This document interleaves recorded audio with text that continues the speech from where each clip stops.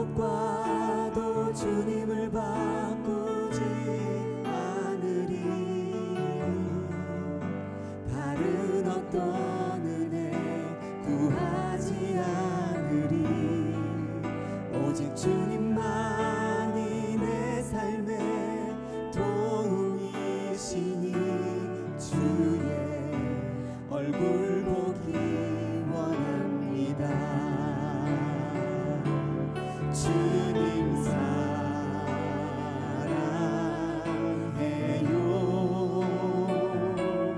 온 맘과 정성 다해 하나님의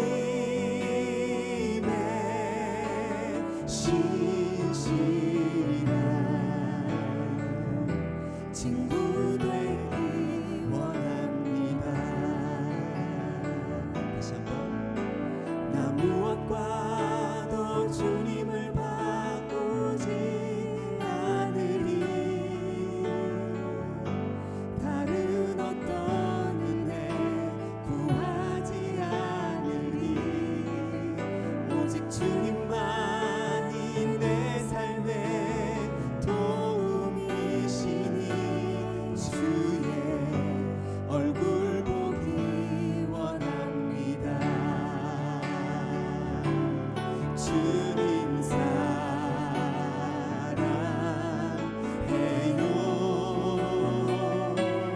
온 맘과 정성 다해 하나님의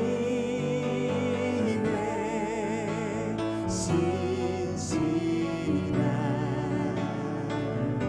친구 되기 원합니다.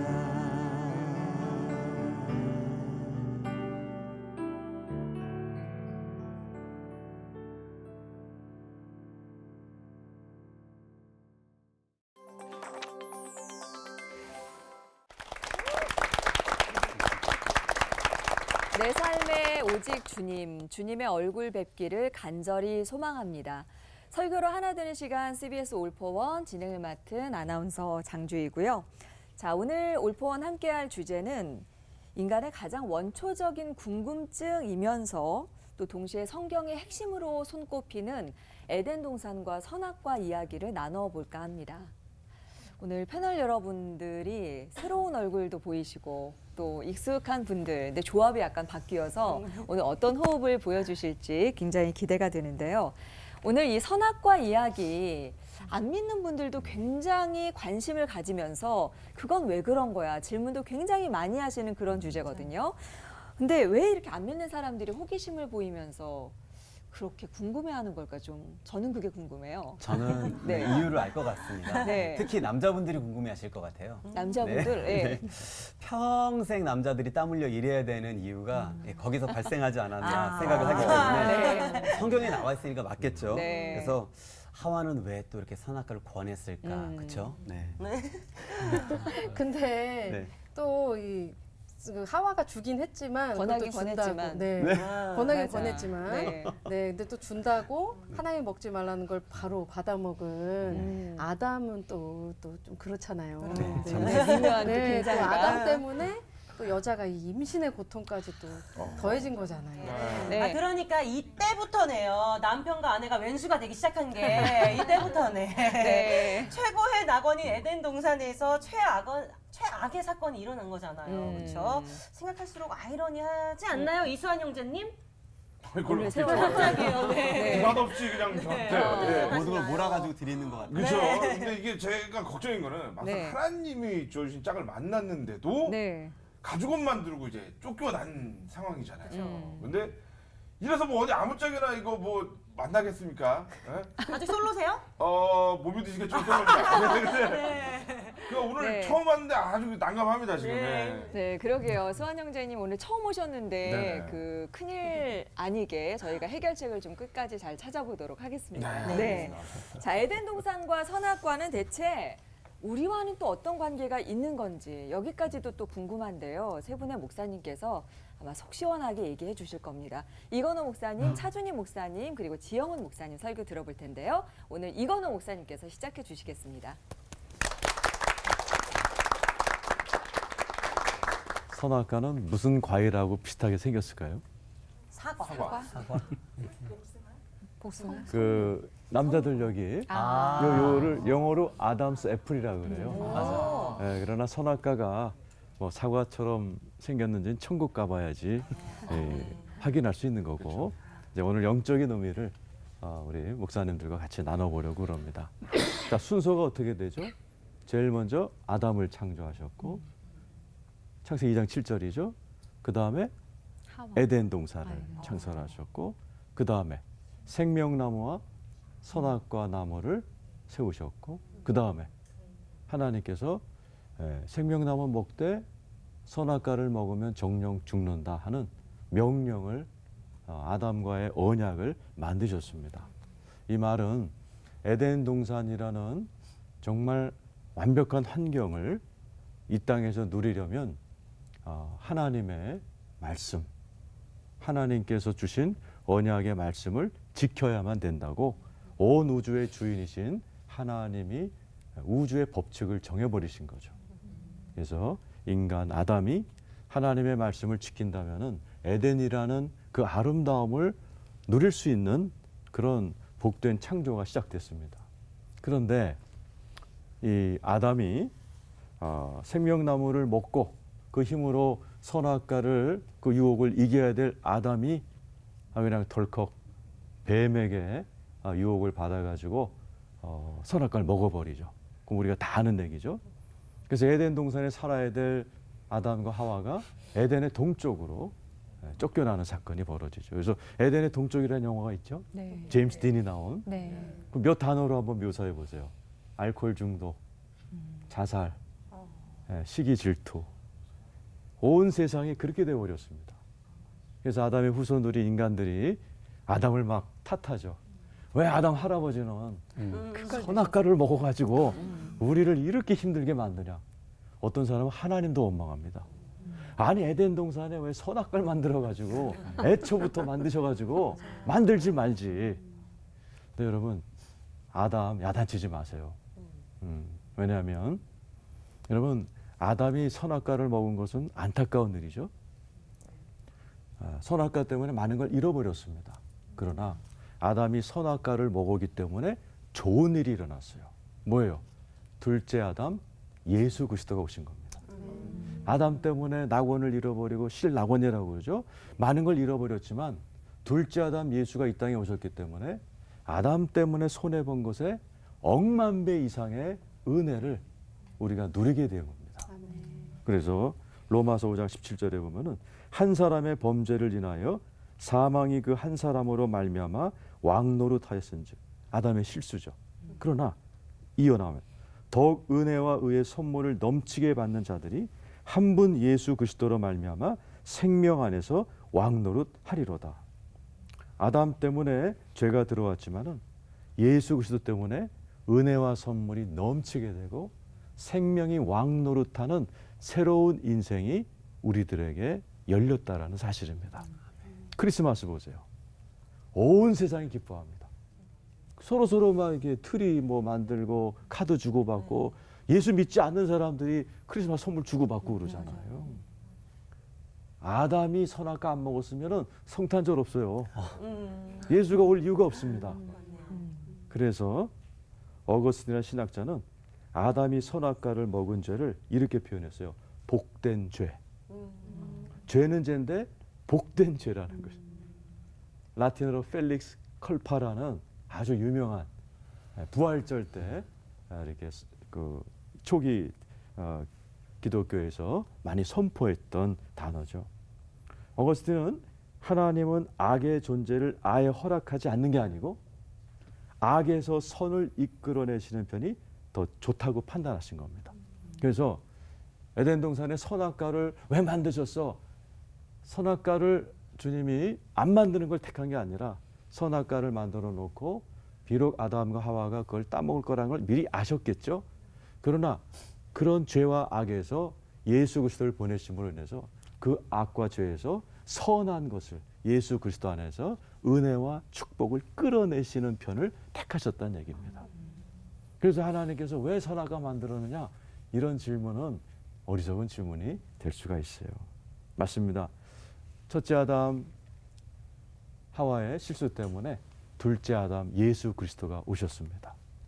하나님을 너무너무 사랑하는 모습을 보였고, 그리고 십자가에서 돌아가심으로 인해서 돌아가시는 하늘에서 그냥 휘장이 쫙 찢어지면서 어떤 벽이 무너졌습니다. 하나님께서 저와 여러분을 새로운 하나님의 나라로 옮기셨어요. 골로새서 1장 13절에 우리를 흑암의 권세에서 건져내서, 아담이 죄를 져서 우리가 사단의 권세에 있던 삶을 흑암의 권세라고 표현하죠. 지금 이 세상 사람들은 둘 중에 하나로 나누죠. 흑암의 권세 아니면 이어지는 그의 사랑의 아들의 나라로 옮기셨다. 온 세상 75개 인구는 흑암의 나라에 있든지 하나님 아들의 나라에 있든지 그렇습니다. 우리가 예수를 믿음으로 인해서 흑암의 나라에 있던 저희들이 예수의 나라, 뭐죠? 하나님의 나라, 천국. 이 땅에서 누리는 천국. 다시 말하면 오늘 주제와 똑같은 에덴으로 다시 들어온 겁니다. 우리는 지금 에덴에 있던 아담과 똑같은 환경에 있습니다. 아니, 좀 더 유리한 상황에 있습니다. 왜냐? 우리 안에는 보혜사 성령님이 우리 안에 와 계셔서 우리 안에는 선악과, 즉 하나님의 말씀대로 살지 못하게 하는 그 죄를, 유혹을 이겨낼 수 있는 힘을 주고 계십니다. 또 예수 그리스도가 십자가에 설린 보혈은 너무나 강력해서 우리가 하나님의 말씀대로 살지 못할 때도 있죠. 넘어질 때도 있죠. 그러나 예수의 보혈이 우리의 모든 죄를 덮고 용서하십니다. 아담과 하와가 죄를 져서 에덴 동산에서 쫓겨났지만 우리는 하나님의 나라에서 쫓겨날 염려를 하지 않아도 됩니다. 예수의 십자가의 공로가 완벽하기 때문에 그렇습니다.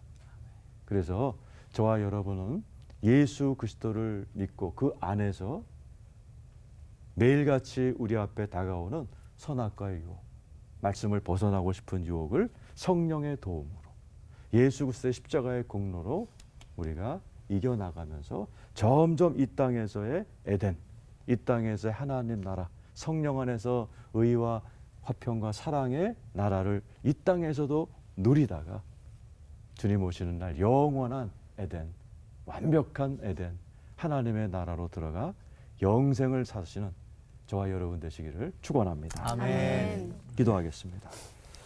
하나님, 비록 아담이 하나님 말씀 지키지 않고 선악과를 먹음으로 많은 것을 잃어버렸지만 둘째 아담 예수님을 통해 잃어버린 것에 비교도 안 되는 은혜와 선물 그리고 생명을 넘치도록 허락하시니 감사합니다. 아멘. 예수 십자가의 용서의 은혜와 보혜사 성령님의 도움을 받아서 이 땅에서 하나님의 말씀 따라 살면서 에덴을 누리는 저희들 되게 하여 주시옵소서. 아멘. 예수님의 이름으로 기도합니다. 아멘. 에덴 동산에도 율법이 있었습니다. 에덴이란 말은 성경에 나오는 최초의 땅 이름인데요. 에덴이라는 히브리어는 충만한 기쁨, 환희 이런 뜻입니다. 이거를 영어로 고치는 게 paradise, 낙원 그런 뜻이죠. 타락하기 이전에 그 에덴 동산에도 율법이 있었다. 그러니까 율법이라는 거는 뭐 해라라는 긍정율법, 그리고 뭐 하지 말아라라는 부정율법, 그거를 율법이라고 하는데요. 최초의 부정율법이 창세기 2장 16절에 나오는 선악을 알게 하는 나무는 먹지 말아라. 이게 최초의 부정율법. 긍정율법은 창세기 1장 28절에 생육하고 번성하여 땅에 충만하라. 그런 겁니다. 그러면 에덴 동산에서도 하나님의 명령이 있었다. 그러니까 율법이 있었다라는 겁니다. 그럼 율법이라는 것은 나쁜 것은 아니에요. 에덴에도 있는 것이었기 때문에 율법이라는 것은 사람들을 구속하는 것이 아니라 사람들의 행복을 위해서 하나님이 주신 것이기 때문에 에덴에도 율법이 있었다라는 사실은 중요합니다. 근데 그 에덴에서 인간의 탐욕이 좀 지나쳤다는 얘기죠. 에덴 동산에서 최초 인간은 하나님이 그를 지었다라는 사실 이외에는 하나님과 큰 차이가 없을 만큼 대단한 존재로 창조가 되었습니다. 동산에는 생명 나무도 있었고 선악을 알게 한 나무도 있었는데 모든 것 중에 선악을 알게 하는 나무만 금지시켰어요. 생명나무는 먹을 수 있었다. 그럼 하나님과 함께 영생을 누릴 수도 있는 그럴 정도로 대단한 배려를 받고 태어난 것이 인간이었습니다. 그리고는 창세기 2장 16절에 보면은 각종 나무 열매란 편이 나오는데 각종이란 말은 모든이에요. 모든 것들은 다 먹을 수 있어. 오직 하나만 빼고. 근데 우리는 다 먹을 수 있는 것보다도 금지된 거. 그게 먹고 싶은 거죠. 그게 인간의 지나친 욕심이 아닐까. 그러면 선악을 알게 하는 나무, 그것은 거기 왜 있었나? 왜 있었나? 하나님은 첫사람에게 모든 것을 다 허락했지만 한 가지만 못하게 하셔서 하나님하고 인간 간에 마지노선을 하나 그은 겁니다. 그것마저 없었다면 하나님과 인간은 차이가 없는 거죠. 그래서 하나님께 순종함으로 사람은 사람이 되고 하나님은 하나님이 되는 겁니다.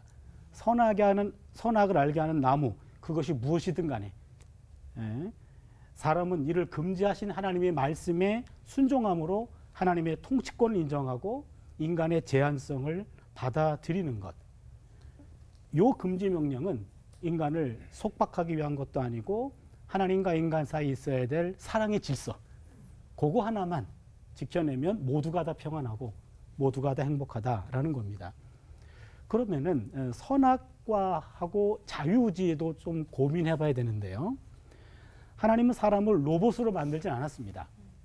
만약에 하나님이 사람을 로봇으로 만들었다면 사람의 잘못에 대해서 추궁할 수 없죠. 로봇에게 너 왜 그랬니? 라고 추궁할 수 없습니다. 로봇은 명령대로만 움직이는 거죠. 그런데 로봇에게는 자유의지가 없기 때문에 책임을 물을 수가 없습니다. 그러나 인간은 자유의지가 있기 때문에 하나님의 명령에 순종할 수도 있고 불순종할 수도 있죠. 그러기에 사람에게는 자유의지 때문에 금지 명령이 주어진 겁니다. 그러게 낙원에서 사람은 죄를 짓지 못하도록 창조된 것이 아니고 노력 여하에 따라서 죄를 짓지 않을 수도 있을 만큼의 그런 자유의지를 갖고 지음받았다라는 겁니다. 그렇다면은 가끔 그러죠. 이 선악과를 하나님이 먹이신 건가? 인간이 먹은 건가? 그렇죠? 왜 만들어가지고 다 먹어도 돼. 요것만 먹지 마! 라고 하는 것이 마치 요거 먹고 싶지? 요렇게 유혹하는 것 같은 그런 뉘앙스가 나오는데요. 근데 하나님은 그거에 대해서 이렇게 단호하게 말씀하십니다. 야고보서 1장 13, 14절인데요. 사람이 시험 받을 때에 내가 하나님께 시험 받는다 하지 말지니 하나님은 악에게 시험을 받지도 아니하시고 친히 아무도 시험하지 아니하시느니라. 오직 각 사람이 시험을 받는 것은 자기 욕심에 끌려 미혹이 됨이니라. 선악과는 하나님이 억지로 먹이신 것도 아니고 하나님이 의도적으로 먹게 한 것도 아니고 사람이 자기 자유의지로 먹은 겁니다. 자기 욕심에 미혹돼 가지고 먹은 거죠. 항상 사람들은 자신이 죄를 범하고 그리고 하나님을 탓합니다. 하나님은 항상 억울하십니다. 그러면 오늘의 선악과는 과연 뭘까? 하나님과 같이 되고자 하는 그런 욕망, 충동, 이게 오늘의 선악과입니다. 여전히 우리 안에 그런 욕망이 있습니다. 하나님으로부터 벗어나서 스스로 하나님이 되고 싶은 충동, 이게 우리 안에 선악과죠. 인간이 하나님처럼 된다. 이것은 인간이 하나님으로부터 독립된다는 걸 말하고요. 하나님과의 의존 관계 속에서 완전히 내 의지대로 이제는 독립선언하는 겁니다. 이게 바로 성경은 이제 교만이다. 그렇게 얘기하죠. 인간 스스로 하나님의 피조물임을 거부하는 것. 이게 바로 교만입니다. 자신을 신적인 위치로 올려놓는 것, 자기 절대화 혹은 자기 신격화라는 말로 표현이 가능한데요. 요즘에는 호모데우스라는 그런 책도 있죠. 신이 되고자 하는 인간. 인간이 거의 신급에까지 도전하는 그런 시대가 되어버렸습니다. 피조물로서 자신의 존재를 망각한 행동이라고 말할 수 있습니다. 인간은 의존자예요. 근데 의존자인 것을 망각하고 자존자가 되려는 욕망. 이게 바로 오늘의 선악과입니다. 사람은 하나님이 될 수도 없고 하나님이 될 필요도 없습니다. 사람은 사람일 때가 가장 아름답습니다. 사람은 하나님의 피조물이고 하나님은 사람의 창조주십니다. 이걸 믿고 하나님의 품 안에 거할 때 그때가 가장 행복한 거예요. 가장 아름다운 삶이죠. 그래서 시인은 말하죠. 하나님께 가까이함이 내게 복이니라. 기도합니다. 하나님, 우리 안에 하나님이 되고 싶은 그러한 충동이 늘 우리를 잘못된 곳으로 이끌어갑니다. 하나님 앞에, 하나님 안에 있을 때가 인생의 가장 아름다운 때임을 망각하지 않게 하시고 하나님 품 안에서 아름다운 인간으로 살아가는 우리 모두가 되게 하여 주시옵소서. 아멘. 예수님의 이름으로 기도드립니다. 아멘. 감사합니다.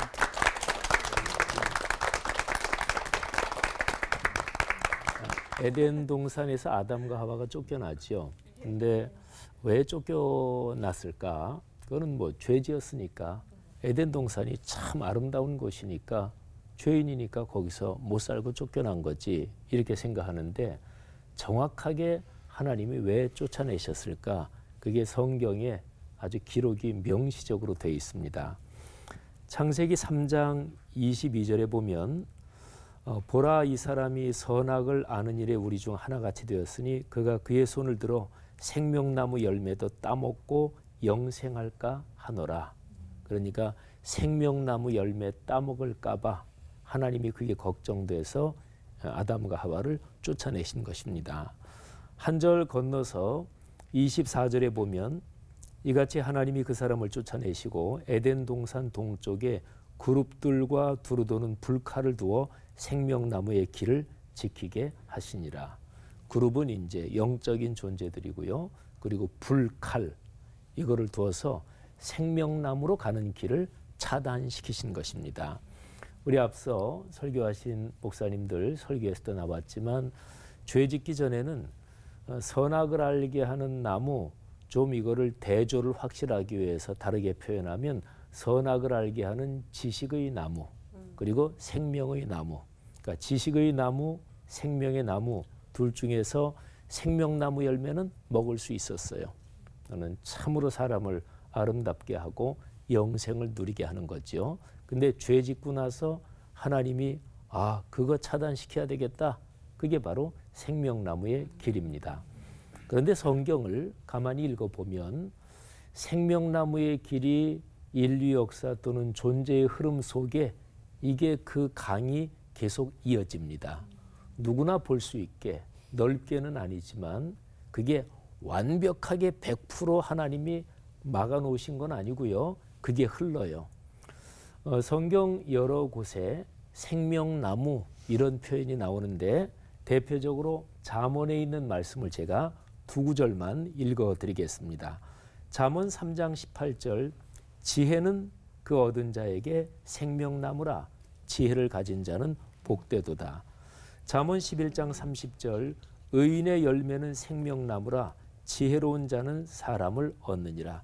그런데 잠언에서 지혜는 예수 그리스도를 가리킵니다.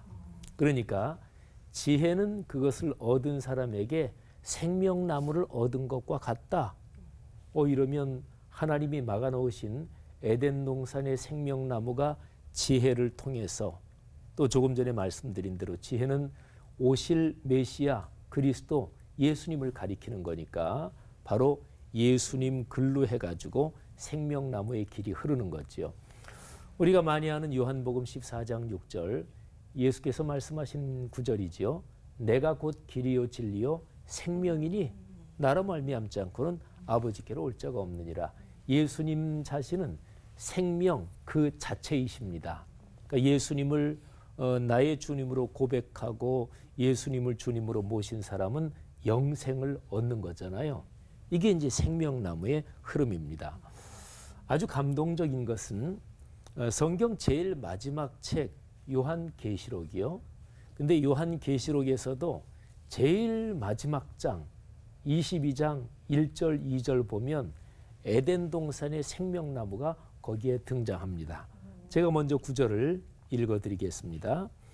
또 그가 수정같이 맑은 생명수의 강을 내게 보이니 하나님과 및 어린 양의 보좌로부터 나와서 길 가운데로 흐르더라.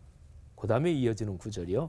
강 좌우에 생명나무가 있어 12가지 열매를 맺되 달마다 그 열매를 맺고 그 나무 잎사귀들은 만국을 치료하기 위하여 있더라. 아멘. 그러니까 천국에 생명수의 강이 흘러요. 그런데 강 좌우에 생명나무가 있다.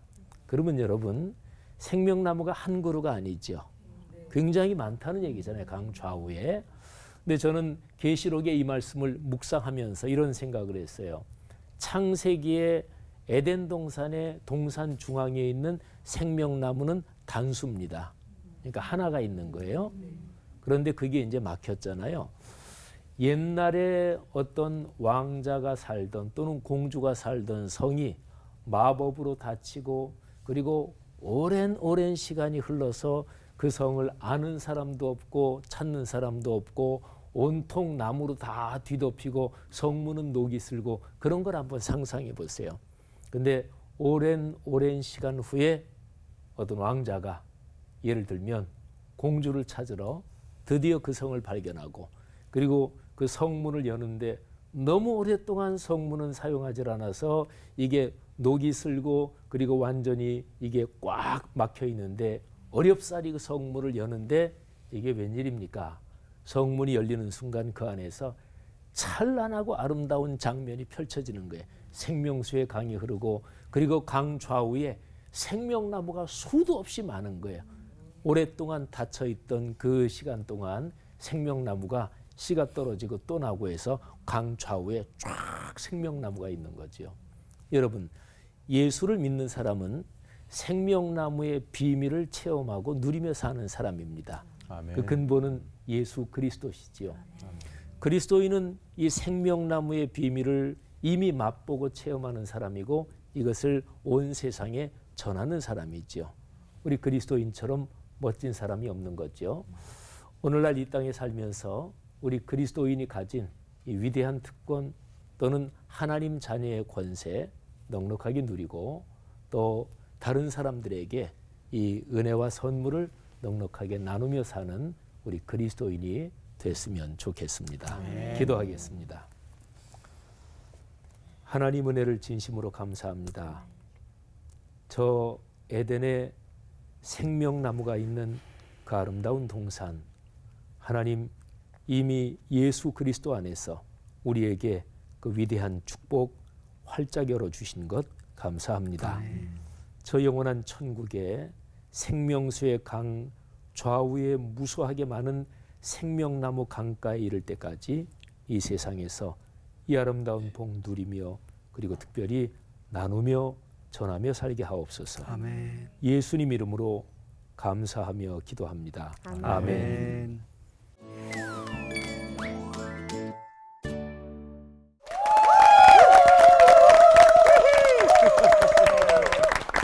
세 분의 설교를 듣고 나니까 우리 인간이 하나님 앞에 어떤 존재일 때 가장 행복한가라는 걸 알 수가 있었습니다. 하나님께서 만들어 놓으신 그 창조의 질서에 순응하는 그런 인간으로 살아야 될 텐데 하는 생각이 드는데요. 그 에덴 동산과 선악과에 숨겨두신 하나님의 비밀을 조금 더 풀어봐야 될 것 같아요. 네. 네, 오늘 목사님들 말씀을 통해서 정말 상당 부분 정말 깊이까지 좀 이해가 되고 말씀하신 대로 그것이 오히려 선악과를 따먹음이 또 진짜 이 전화위복 더 큰 기쁨이 우리에게 찾아왔구나라는 사실을 알게 되었는데 그럼에도 불구하고 신앙의 처음 초신자분들이나 또 이렇게 그냥 멀리서 바라보시는 기독교를 바라보는 분들의 오해가 참 여기서부터 시발이 되는 게 아닌가라는 생각이 들더라고요. 그래서 에덴 동산은 낙원이었고 또 천국과 같은 곳이었다라고 우리가 이해하고 있는데 그곳에서는 그렇다면 선악과 먹고 죄 짓고 쫓겨나는 사건이 일어날 수 없는 거 아닌 거예요? 라는 이 질문을 좀 목사님께 한 번 더 드리고 싶습니다. 네. 근데 지금 질문하셨는데 에덴 동산은 낙원은 아닙니다. 아, 그래요? 낙원의 모형이고 네. 그림자입니다. 아. 네, 그래서 이레네우스 같은 신학자는 에덴은 세상 중에서 가장 좋은 정도 그렇게 표현했고 아담도 완벽한 인간이 아니었습니다. 아까 차 교수님이 잘 얘기해 주셨는데 죄를 지을 수도 있는 존재였습니다. 마치 우리가 교회 그러면은 하나님의 집이잖아요. 그 교회는 하나님의 자녀로 된 새롭게 된 보라나는 새롭게 되었다. 그냥 교회 안에도 별의별 일이 다 일어나잖아요. 그죠? 마치 그것과 똑같습니다. 에덴 동산도 천국이 아니었고 천국의 그림자. 그렇기 때문에 얼마든지 에덴 동산도 그런 일이 가능한 거죠. 그걸 이레네우스가 얘기했어요? 네, 그런 거. 제가 깜짝 놀래가지고. 가까우십니다. 왜냐면은 같은 이씨라 제가.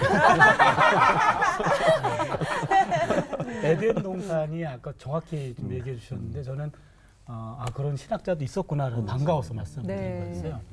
에덴 동산이 완벽한 곳은 아니고 천국의 모형이라고 좀 잘 말씀해 주셨고 요한계시록 22장에 보면은 새 하늘과 새 땅이 나오거든요. 그러면서 처음 하늘과 처음 땅은 없다. 이렇게 얘기해서 하나님이 만들어 놓은 완벽한 낙원은 거기에 있는 거죠. 그래서 낙원은 창세기 1, 2장은 천국 모형이 되고 요한계시록 21장에 나와 있는 새 하늘과 새 땅은 원형이 이제는 되기 때문에 아까 이레네우스 적절하게 표현한 것 같고요. 그래서 그때 가면은 원래 에덴 동산에는 그 죽음도 있었거든요. 창세기 2장 7절에 보면은 땅의 흙으로 사람을 빚으사 그 코에 생기를 불어넣어 주시니 생명이 됐다 그랬죠. 근데 땅에 흙이라고 나와 있는데 흙이라는 말이 정확히 번역하면 티끌이에요. 티끌.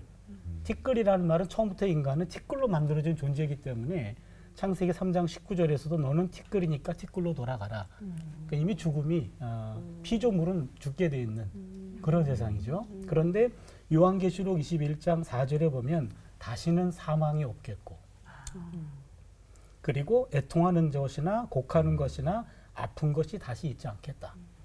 그리고는 요한계시록 21장 5절에 내가 만물을 새롭게 하겠다. 그런 면에 있어서는 낙원은 완벽한 그런 건 아니고 하나의 모형이었다. 그렇게 볼 수 있겠죠. 저는 이제 자유의지에 한번 초점을 맞춰서 한번 보면 창세기의 에덴 동산은 하나님께는 아주 굉장한 모험의 시도였다, 모험이셨다 이렇게 한번. 근데 하나님을 우리 사람의 시각에서 표현하는 게 언제나 위험해요. 왜냐하면 하나님은 전지전능하신 분이고 그런데 근데 우리가 이제 사람이 이해하기 쉽도록 성경에 보면 하나님이 뭐 후회하셨다 이런 표현도 있는데 하나님은 완벽한 분인데 후회하실 게 없으실 거 아니겠어요. 그런데 이제 우리가 이해하기 쉽도록 그렇게 이제 표현을 해주신 거죠. 그런 식으로 생각해 본다면 창세기는 하나님이 너무너무 위험한 모험을 하신 거다. 그러니까 하나님이 피조물을 만드시면서 피조물 중에 사람만은 창조주를 거역할 수 있는 자유까지 주신 거예요.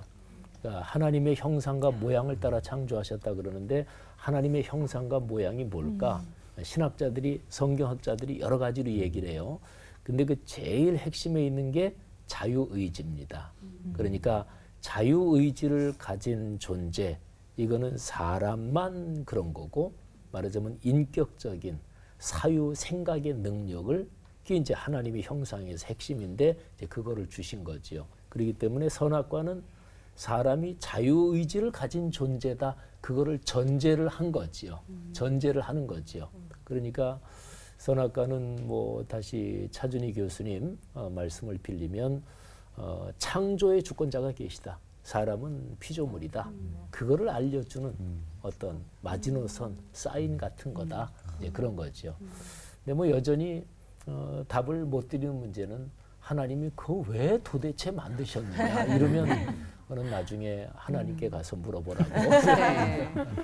네. 에덴 동산과 선악과 이야기는 믿는 사람은 물론이고 안 믿는 분들까지도 모두 다 아는 얘기여서 쉬울 것 같지만 풀어볼수록 참 어려운 그런 면들이 좀 있는 것 같아요. 오늘 좀 속 시원하게 좀 풀어보도록 하죠. 알겠습니다. 네. 목사님들도 피해갈 수 없는 네. 아담과 하나도 못 피해간 선악과에 대한 질문 타임! 네. 선악과의 정확한 명칭이 선과 악을 아는 나무라고 하던데요. 이건호 목사님께 질문 먼저 드릴게요. 근데 선과 악을 아는 게 이게 나쁜 건지 오히려 알게 된 게 사는데 좀 도움이 돼서 좋은 게 아닐까라는 생각도 들거든요. 어떻게 생각하십니까? 선과 악을 아는 게 나쁜 걸까요? 좋은 네. 걸까요? 알아야 되지 않을까? 알아야지 이 조금. 생각도 네, 들고요. 선과 악을 아는 것은 좋은 겁니다. 비유를 말씀드리게 핸드폰 좋은 걸까요? 나쁜 걸까요? 좋게 좋은데. 사용해야 핸드폰 누가 만들었죠? 스티브 잡스가 아이폰 만들었잖아요. 네. 그런데 아이들을 키울 때 그 집에는 아이폰을 절대 두지 않았습니다. 왜냐하면 아이들이 핸드폰을 가지고 중독될 수도 있고 안 좋은 인포메이션을 가질 수 있기 때문에 스티브 잡스는 아이들이 어렸을 때 절대로 아이폰을 쓰지 못하겠다고. 왜 그럴까요? 선과 악을 안다는 것은 두 차원이 있습니다. 그러니까 위로부터 아는 것. 이것도 이레네우스가 얘기한 거예요. 자주 나오시네요. 네, 선과 악을 아래로부터 아는 것. 즉 선과 악을 위로부터 아는 것은 하나님처럼 죄를 극복하실 수 있고 다스릴 수 있는 성숙함을 가지고 있는, 즉 스티브 잡스처럼 아이폰을 만들었고 얼마든지 그 핸드폰을 가지고 좋은 쪽으로 쓸 수 있는 실력과 성숙함을 갖고 있는 사람이 아는 것과 철부지 아이들이 핸드폰을 이렇게 키면 뭐가 나와? 이거 하면 게임이 나와. 아래로부터 선과 악을 아는 것은 차이가 있다는 것이죠. 그래서 하나님께서는 우리에게 선과 악을 알되 히브리서 5장 14절에 보면은 단단한 식물은 장성한 자의 것이니 저희는 지각을 사용함으로 연단을 받아 선악을 분별하는 자다 그랬어요. 그러니까 선악을 알기 위해서는 우리가 성숙해지고 또 장성해질 필요가 있는 거죠. 그런 상태에서 선악을 안다는 것은 유익. 그러나 미숙한 차원에서 안다는 것은 위험한 것이죠. 아까 얘기한 것처럼 에덴 동산의 아담은 성숙한 수준이 아니었다 그래요. 죄를 지을 수도 있는 상황이었고 또 뱀에게 금방 넘어가는 그러한 영적으로는 아주 미숙한 성숙이 필요한 그런 분이었기 때문에 선악을 마치 위에서부터 아이폰을 스티브 잡스가 못 만지게 했던 것처럼 그렇게 하나님 막으신 거 아닌가 그렇게 생각됩니다. 네, 이번엔 제가 질문을 합니다. 아까 차준희 목사님 말씀에 그 에덴 동산의 선악과를 하나님의 율법이라고 말씀하셨잖아요. 근데 흔히 복음은 좋은 것이고 율법은 나쁜 거라는 인상을 좀 갖고 있는데, 근데 율법은 좋은 건가요? 나쁜 건가요? 좋은 거예요. 아까 설교할 때 다 하셨는데. 다시 한번 우리가 복습. 율법하고 율법주의를 구분 못해서 그런 거죠. 율법주의는 안 좋은 거고 율법은 좋은 거예요. 예를 들면 창세기 1, 2장에서도 뭐 해라, 하지 말아라 라는 율법이 일단 있었으니까요. 그건 인간들을 억압하는 게 아니라 그 말씀대로 지키면 정말로 행복한 인생을 살 수 있기 때문에 사랑으로 가르쳐 준 거거든요, 그게. 그리고 우리가 율법이 처음으로 이렇게 명문화됐던 거는 십계명이거든요. 네. 출애굽기 20장에 보면은 십계명이 나오는데 너는 내 앞에 다른 신을 두지 말라. 그게 이제 3절이에요. 20장 3절. 그런데 십계명에서 가장 중요한 거는 2절이에요. 나는 너를 종되었던 애굽 땅에서 구원해낸 야훼니라 하면서 구원시켜 놓고 그 다음에 율법을 줘요. 그러니까 율법은 구원을 위한 법이 아니고 구원은 하나님의 은혜로 받고 은혜 안에 머물 수 있도록 울타리를 쳐주는 거죠. 이전에 요 품 안에 있으면 돼. 이렇게 안아주는 거거든요. 근데 율법은 좋은 거죠. 그런데 그것을 율법주의라 그래가지고 울타리 법을 만들어 놓은 거예요, 이제. 법을 만들어 놨어요. 그때부터는 이제는 이게 우리를 구속하는 게 되는 거죠. 그래서 율법은 하나님의 은혜고 율법주의는 그때부터는 이것은 엄격한 하나의 그 법이 돼가지고 우리를 올가매는 게 돼서 신약 성경에서 항상 율법과 복음을 얘기할 때 율법은 율법주의를 말하는 거고 율법을 말하는 건 아니에요. 그래서 율법은 좋은 겁니다. 율법이 안 좋으면 제가 구약 교수인데 구약 교수 밥 다 떨어져요. 이제 율법만 구분할 필요가 있겠군요. 네, 오늘 궁금증이 싹싹 풀리는데요. 네. 한 질문을 또 드려보고 싶어요. 지영 목사님께 아까 생명나무 말씀해 주셨잖아요. 근데 하나님께서는 이 생명나무를 왜 비밀로 하셨고 우리로 하여금 그거를 찾게 만드신 건지 딱 오픈해 주셔야지 자꾸만 숨겨두시니까 자꾸 저희가 다른 나무를 보게 되고 하는 거 아닌가 싶어서 이렇게 숨겨두신 이유가 있을까요? 생명나무 창세기에서 이제 사람이 죄를 지은 다음에 하나님이 생명나무의 길을 차단한다. 이제 그 이유가 아까 우리 이건호 목사님 말 설명하고 제가 지금 드리는 말씀하고 연결시키면 좋을 것 같아요. 그러니까 선악을 아는 게 좋은 거냐 나쁜 거냐? 좋은 거다. 근데 선악을 아는 지식을 전체를 통제할 수 있고 아름답게 관리할 수 있는 위에서부터 아는 지식이면 괜찮은데 이게 아래에서부터 선악을 아는 지식이면 이게 똑똑한데 윤리의식은 없다. 그러면 그 사람이 똑똑할수록 이게 무시무시한 흉기가 되는 거잖아요.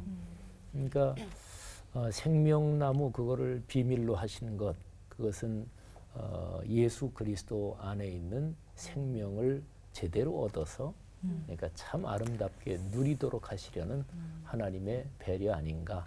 귀한 것일수록 마구 주면 안 돼요. 그죠? 성경에도 개나 돼지한테 진주를 던지지 말라 그랬잖아요. 그러니까 가치를 확실하게 이제 가르치고 잘 하셔서 이제 그 준비가 하나님께서 당신의 독생자 예수 그리스도를 이 땅에 보내시려는 그 준비를 쭉 하신 거죠. 근데 창세기 3장 15절이 여자의 후손 이게 이제 메시아에 대한 최초의 예언이다. 뭐 이제 그러거든요. 그러니까 범죄하고 난 다음에 바로 하나님께서 생명나무의 길은 막아 놓으셨지만 근데 이 생명나무 하나님이 사람에게 원래 주신 거니까 이 복된 거를 그러면 망가지지 않게 잘 줘야 되겠다. 그래서 그때부터 하나님이 준비를 하셔서 그리고 당신이 세상에 사람 몸을 입고 내려오셔서 그리고 예수 그리스도를 통해서 우리에게 주신 거죠. 네. 참 알면 알수록 하나님께서 우리 이 부족한 인간을 얼마나 사랑하시는지 그 깊은 사랑을 알게 되는 것 같습니다. 선악과와 생명나무를 통해서 또 사랑을 깨닫게 되는데요. 근데 지금 시대라고 해서 이 선악과가 없는 게 아니란 얘기죠. 네, 그래서 맞아요. 우리가 힘들잖아요. 네. 그죠? 예수님이 오시고 복음이 전파되면서 이 선과 악을 분별할 수 있게 됐다고는 하는데 근데 여전히 이 시험과 유혹을 이기는 건 참 어려운 것 같아요. 네, 그래서 지금 이 현실을 살아가고 있는 우리가 시험과 유혹을 이길 수 있는 또 좋은 방법이 없는지 우리 목사님들의 목회 경험을 통해서 좀 말씀해 주시면 좋을 것 같아요. 먼저 하시죠. 제일 오래 목회 경험을 경험을 통해서. 예. 근데 이제 이거는 뭐 목회 경험도 그렇지만 이제 일반적으로 신앙이 깊은 신앙의 선배들이 다 하는 얘기인데요.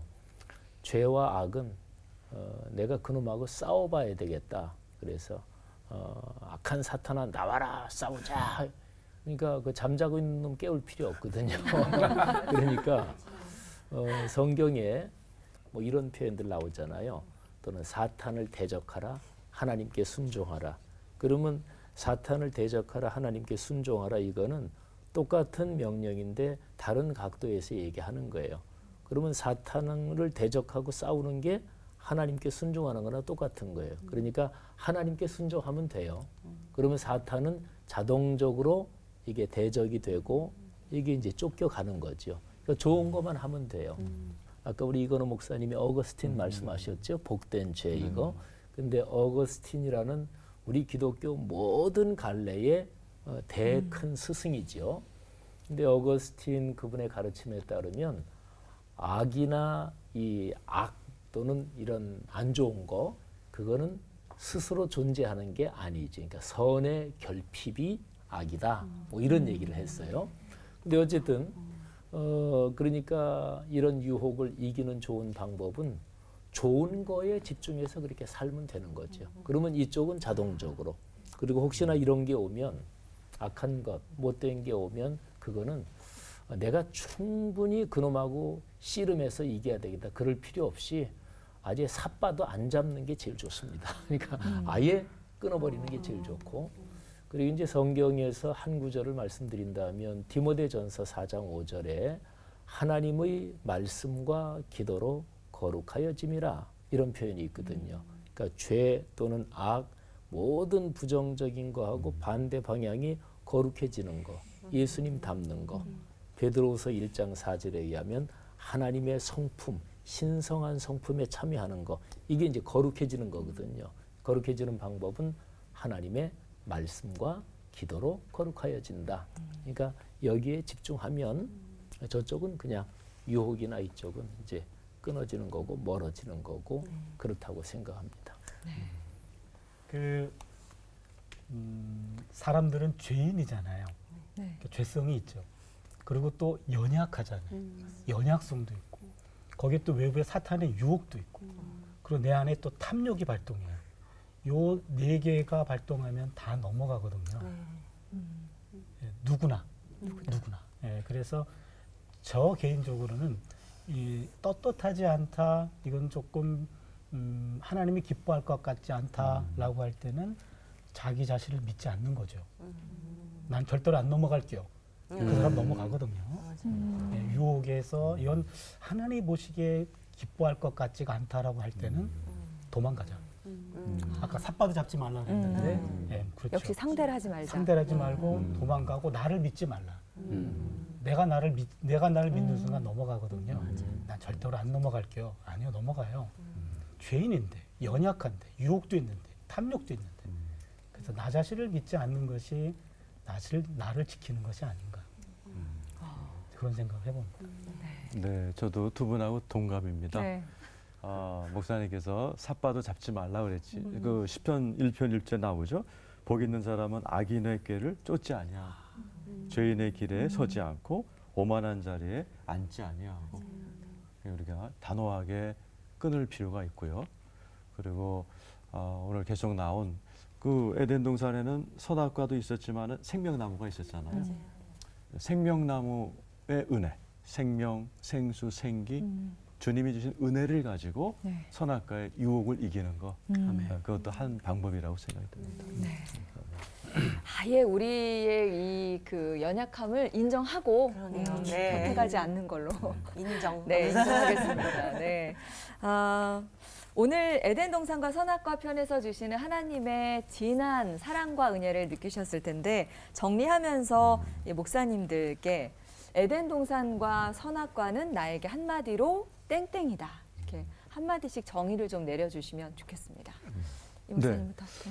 저는 에덴 동산과 선악과는 불행 중 다행이다. 왜요? 아담이 선악과를 먹은 건 불행한 거죠. 다행인 것은 그것 때문에 예수님이 오셨잖아요. 그래서 크리스마스가 오게 되고 네. 아담이 선악과를 먹어서 잃어버린 것보다 억만 배나 많은 은혜를 우리가 입었기 때문에 불행 중 다행이다. 네. 네. 이게 제일 힘든 것 같아요. 목사님들 네. 그러시구나. 아니 근데 나 위로가 된다. 네. 이거는 목사님 그렇게 멋진 얘기를 제일 먼저 하시면서 해버리면 어떻게 하라 그래요? 여기 패널들도 있습니다. 네. 저희는 마지막 어떡하냐고. 사람도 있습니다. 잘 해주세요. 먼저 하는 게 낫겠네요. 네, 네, 맞습니다. 먼저 하세요. 네. 저는 깨어 있습니다. 깨어 있음. 그러니까 선악과를 먹지 말라라는 것을 깨어서 지킬 때 에덴 동산에 있을 수 있다. 그래서 하나님을 의식하면 하나님 품 안에 있고 하나님과 멀어지면 하나님 품으로부터 추방당한다. 그래서 깨어 있음 그렇게 한 단어로 좀 정리해봤습니다. 네. 예. 네, 저는 에덴 동산과 선악과는 제게 미지의 은혜다 이렇게 미지의 얘기하고 은혜. 싶은데 네. 그러니까 이제 제가 목사고 하니까 오늘 또 설교도 했고 했는데 뭐 이렇게 저렇게 이해도 하고 그러는데 사실은 여전히 이게 무슨 뜻인가 여전히 깨닫지 못하는 게 있고 그리고 또 여전히 두려운 게 있고 그래서 아직 다 알지 못하는 그런 은혜가 그 안에 있다. 그래서 미지의 은혜다. 이렇게 얘기하겠습니다. 예. 목사님이 또 그렇게 말씀해 주시니까 오늘 저희가 다 이해 못한 것도 굉장히 위안이 될 수 있겠네요. 네, 감사합니다. 자, 이번에 패널 분들께서는 어떻게 또 정의를 내려주실까요? 저는 좀 어렵게 길게 정리가 된 것 같은데요. 네. 신의 성품에 참여하게 하시려는 하나님의 장기 플랜. 이렇게 하나님의 장기 플랜이다. 죄도 네. 거절할 수 있는 능력을 나중에 주시려고 온전한 성품을 주시려고 하셨던 계획이 아닌가 그렇게 생각을 해봤습니다. 네. 저에게 에덴 동산과 선악과는 예수님을 만나게 된 은혜다. 은혜다. 네. 저는 에덴 동산과 선악과는 오르지 못할 나무다. 쳐다도 안 보려고요. 이제 연약함 인정하니까 쳐다보면 자꾸 올라가고 싶고 네, 먹고 싶을까 봐 네. 오르지 못할 나무 쳐다보고 보지 말라고 했잖아요. 안 볼래요. 네. 네. 네, 처음 나왔는데 되게 마지막에 여기가 무거웠어요. 처음 나와서 이제 무슨 그 에덴 동산은 잘 모르겠는데 선악과는 항상 제 주변에 있구나라는 생각이 들더라고요. 네, 그래서 잘 도망쳐야겠다. 주변에 항상 또 우리가 유혹을 만나게 되니까 거기에서 어떻게 경계해야 되는가 오늘 또 알게 된 것 같습니다. 오늘 끝인사는 에덴 동산에 거하는 사람들처럼 주민처럼 좀 당당하게 외치면서 끝내보죠. 네. 네. 선악과 말고 생명나무로 하나 되는 시간. 옳고 와! 엄지를 맞고.